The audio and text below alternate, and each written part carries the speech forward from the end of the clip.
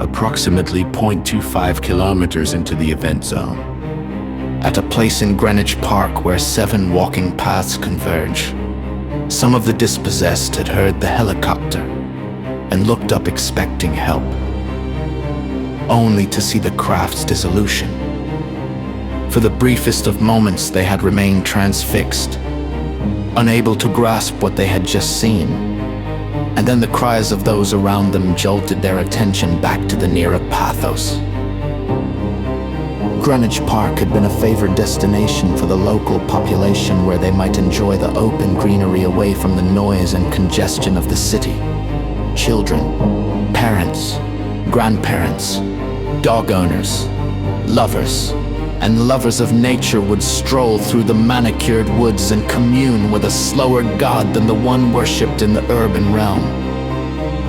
And this particular day, being the summer solstice, the park had attracted much larger crowds to celebrate near the meridian at noon.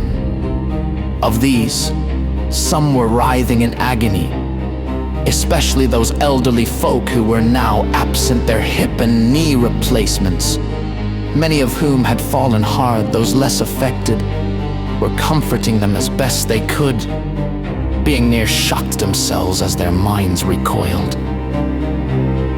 Dogs sans collars or leashes ran wildly, driven into a frenzy by the screams of their owners.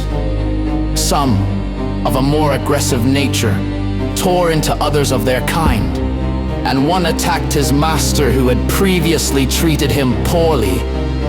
A few ran off into the woods, but most remained by the sides of those they loved, whimpering pitiably.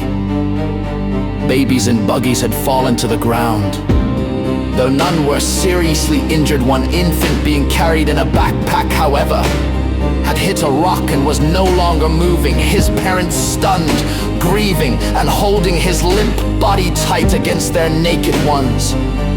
Please note that this report does not include the most graphic descriptions of the injuries, nor linger on the horrendously painful emotions suffered by the victims. Only the minimum details necessary to convey the magnitude and depth of the tragedy are documented so that we might better prepare.